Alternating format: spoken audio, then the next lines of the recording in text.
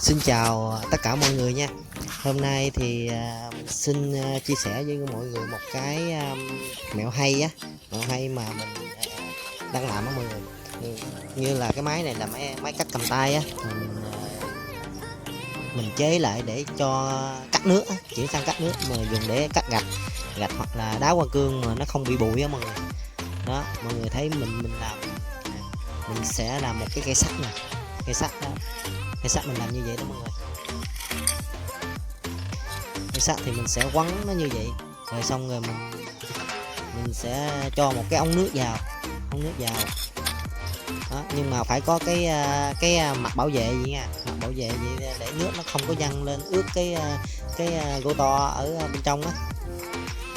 Đây mọi người thấy nè, thấy cái ống nước nè, mình sẽ luồn cái ống nước vô cho mọi người xem nha.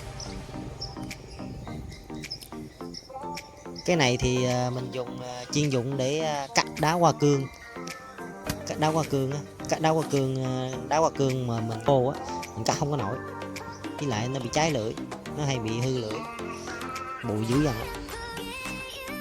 Cái này thì những ai mà cắt tường đồ mà để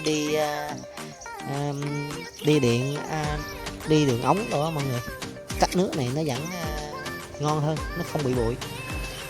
Đây là mẹo hay, mẹo hay mình chia sẻ cho mọi người xem. Đó, mình sẽ luồn một cái ống vào như vậy đó, rồi thì mình làm một cái cây để mình quấn giữ cái ống cho nó cứng lại, ống nó không có chạy.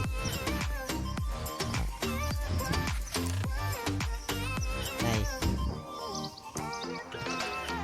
mọi người nhớ nha, sao cho cái nước nó chảy vô ngay chỗ cái cục sắt đó mọi người. Đây, mình sẽ xả nước ra, mình quay tạo thử cho mọi người xem.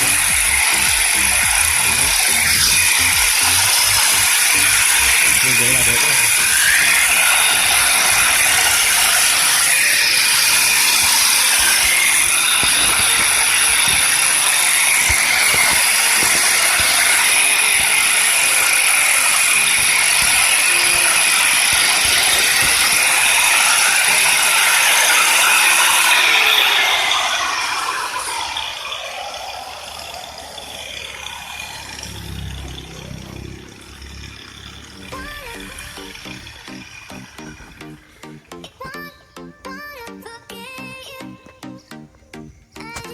Cái bình nước á, mình sẽ để cho nó cao lên một chút xíu để cho nước nó chảy xuống cho nó mạnh.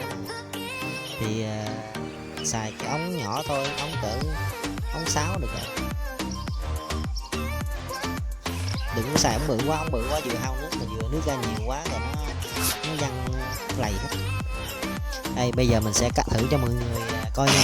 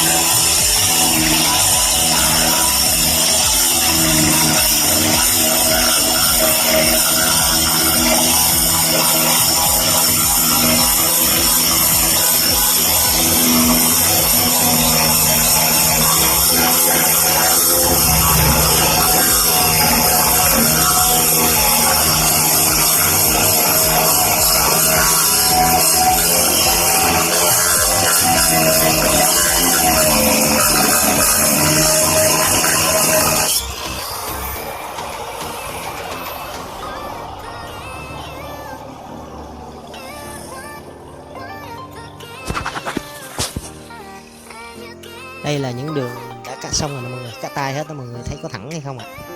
Rồi xin cảm ơn tất cả các bạn đã theo dõi Nếu mà thấy video hay á, thì nhớ like và đăng ký kênh ủng hộ mình nha.